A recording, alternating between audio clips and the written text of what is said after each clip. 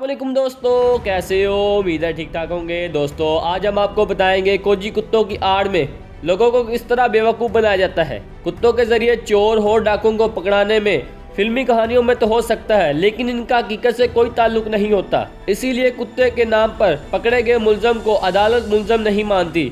इन जासूस कुत्तों की शहादत वगैरह की कोई कानूनी हैसियत नहीं होती। सुप्रीम कोर्ट ने अक्टूबर 2016 में जासूस कुत्तों के नाम पर चल रहे इस कारोबार पर पाबंदी लगा चुकी है। इस बारे में साइंस भी कहती है कि दुनिया का कोई भी कुत्ता, चाहे वो किसी भी नस्ल से हो, वो एक वक्त में सिर्फ और सिर्फ एक ही खुशबू या बूंद सूंघने की सलाहियत रखता है। और इस सलाहियत से लैस करने के लिए भी इस कुत्ते की बचपन से ही मखसूस और बड़े मुश्किल मराहल से गुजारने की तरबियत दी जाती है। किसी भी कुत्ते को एक सलाहियत के अलावा किसी दूसरी सलाहियत के लिए तरबियत नहीं दी जा सकती। दोस्तों पाकिस्तान समेत दुनिया भर में कोजी कुत्ते जिस मकसद के लिए इस्तेमाल किए जाते हैं, इनमें मंशियात, बारूद, लाश की खुशबू या बूंद सूंघ कर पता लगाना होता है।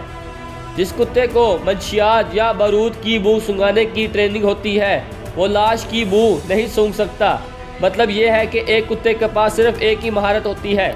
ये कोजी कुत्ते किस तरह काम करते हैं और किस तरह एक मखसूस घर में जाकर बैठ जाते हैं।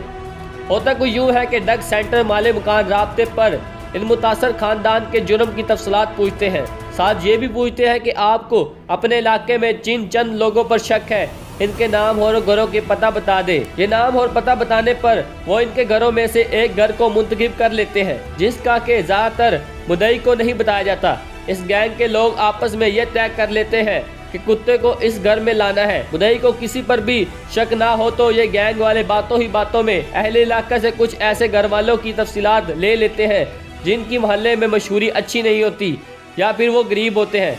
वो ये घर पहले ही देख लेते हैं और फिर अपने कुत्तों को इन्हीं में से किसी एक घर में लाकर बिठा देते हैं। शुरुआत में कुछ होता यूँ है कि वकूए से पहले मिट्टी और कपड़ा सुंघाने दी जाने की अदाकारी अमल में लाई जाती है।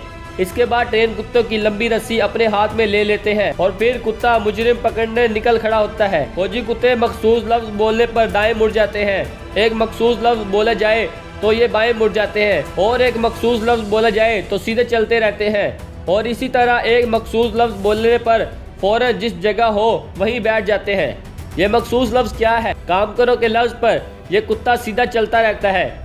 चेक करो के लफ्ज पर यह कुत्ता दाएं गली की तरफ मुड़ जाता है। दोबारा चेक करो के लफ्ज पर यह कुत्ता बाईं तरफ मुड़ जाता है और तलाश करो के लफ्ज पर ये कुत्ता जहां होता है वहीं बैठ जाता है। अपने कोजी कुत्तों को एक मखसूस घर में पहुंचाकर ये डग सेंटर माले मकान तो अपना मुआवजा वसूल कर फौरन रफू चक्कर हो जाते हैं, लेकिन बाद में इस ट्रेस शुदा घर के लोगों को अहले इलाका के जिस तशद्दुद और नफरत का सामना करना पड़ता है वो नाकाबिले बयान है। इस तरह की केसेस में तवील दुश्मनाई भी शुरू होती है और कत्ल भी हो जाते हैं। अगर आपके इलाके में भी इसी तरह की कोई फनकार पार्टी आई हुई हो तो इस कुत्ते की रस्सी अपने हाथ में लेकर खुद तजर्बा करके देख सकते हैं। मखसूस लफ्ज के इन कोड वर्ड्स पर कुत्ते को चलाते हुए जिस मर्जी घर में ले जाकर जिस मर्जी कमरे, बेड या चारपाई पर बिठाया जा सकता है।